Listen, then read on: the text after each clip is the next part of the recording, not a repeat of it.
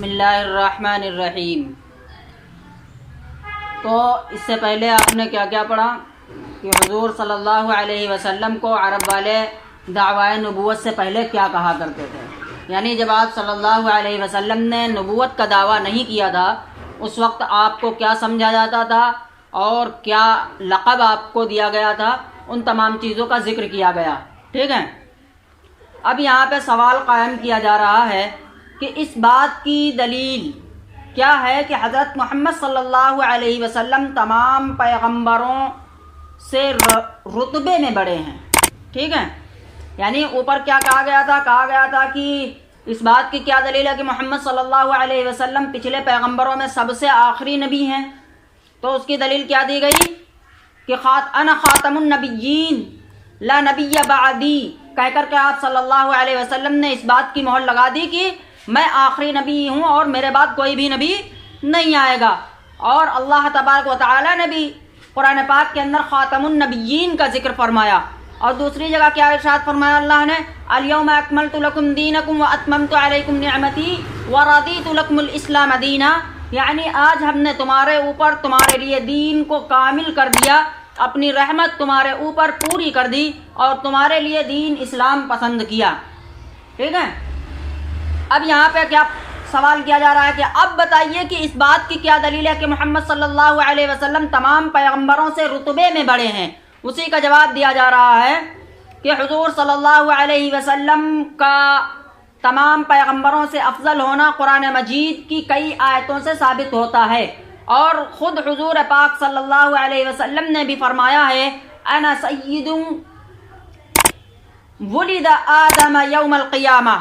کہ میں قیامت کے دن تمام اولاد آدم کا سردار ہوں گا۔ ٹھیک ہے، کہ میں قیامت کے دن تمام اولاد آدم کا سردار ہوں گا، اور ظاہر ہے کہ اولاد میں تمام پیغمبر علیہ الصلاۃ والسلام بھی داخل ہیں، تو آپ صلی اللہ علیہ وسلم تمام پیغمبروں سے افضل اور ان کے سردار ہوئے، یعنی کہ جب آپ صلی اللہ علیہ وسلم قیامت کے دن تمام پیغمبروں کے سردار ہوں گے اور تمام اولادوں کے سردار ہوں گے، یہی تو کہا گیا کہ قیامت کے دن آپ صلی اللہ علیہ وسلم تمام اولاد آدم کے سردار ہوں گے، اور اس اولاد آدم کے اندر انبیاء بھی آتے ہیں اور نبی اور پیغمبر اور رسول بھی آتے ہیں۔ تو اس لحاظ سے پتہ چلا کہ آپ صلی اللہ علیہ وسلم تمام انسانوں کے سردار ہیں۔ ٹھیک ہے، اب صحابہ کرام رضوان اللہ علیہم اجمعین کا بیان آ رہا ہے۔ ٹھیک ہے، کہ صحابہ کرام رضوان اللہ علیہم اجمعین کو کیا کہا جاتا ہے، ان کو صحابہ کس بنا پر کہا جاتا ہے، اور صحابہ کون لوگ ہیں، اس چیز کا ذکر کیا جا رہا ہے۔ سوال، صحابی کسے کہتے ہیں؟ ٹھیک ہے، صحابی کسے کہتے ہیں؟ صحابی اس شخص کو کہتے ہیں جس نے ایمان کی حالت میں حضور صلی اللہ علیہ وسلم کو دیکھا ہو یا آپ کی خدمت میں حاضر ہوا ہو اور ایمان کے اوپر اس کی وفات ہوئی ہو۔ ٹھیک ہے، یعنی صحابی جو ہیں وہ ہوتے انسانی ہیں، یہ مت سمجھیے کہ کوئی دوسری مخلوق ہوگی، دوسری مخلوق نہیں ہے، بلکہ جیسے ہم انسان ہیں اسی اعتبار سے صحابہ بھی انسان ہوا کرتے ہیں، لیکن بس خصوصیت ان کی یہ ہے کہ اللہ تعالیٰ نے ان کو اس دور میں پیدا کیا جب محمد صلی اللہ علیہ وسلم اس دنیا کے اندر مبعوث ہوئے، یعنی کہ ایمان کی حالت میں نبی کریم صلی اللہ علیہ وسلم کے ہاتھ پر بیعت کرنا، اور ایمان کی حالت میں حضور کو دیکھنا، اور ایمان ہی کی حالت میں ان کی وفات ہونا۔ ٹھیک ہے، وفات مطلب کہ انتقال کرنا، تو ان کو کیا مزدہ دیا گیا؟ صحابیت کا، یعنی کہ وہ صحابہ ہیں۔ ٹھیک ہے، اور صحابہ رضوان اللہ علیہم اجمعین کو اللہ تبارک و تعالیٰ نے کیا مزدہ دیا؟ رضی اللہ عنہم ورضوا عنہ، یعنی کہ وہ ہمیں اللہ تبارک و تعالیٰ ان سے راضی ہے اور وہ لوگ اللہ سے راضی ہیں۔ یہ صحابہ کرام رضوان اللہ علیہم اجمعین کو تعارف ہوگا کہ صحابہ کسے کہتے ہیں۔ اب کہتے ہیں صحابی کتنے ہیں؟ اب یہاں پہ سوال آ گیا کہ بھائی صحابی کتنے ہیں، تو جواب کیا ہے کہ ہزاروں ہیں۔ جواب کی جو آپ صلی اللہ علیہ وسلم کی خدمت میں حاضر ہو کر مسلمان ہوئے اور اسلام پر ان کا انتقال ہوا، یعنی کہ ان کی کوئی تعداد نہیں ہے لیکن بہت ہیں۔ ٹھیک ہے، ہزاروں کی تعداد میں صحابہ کرام رضوان اللہ علیہم اجمعین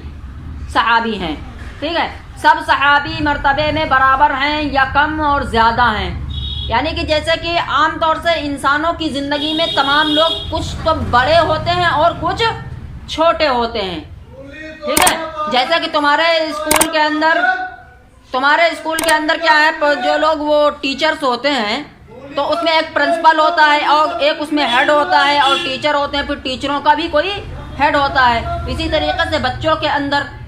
اندر تمام بچے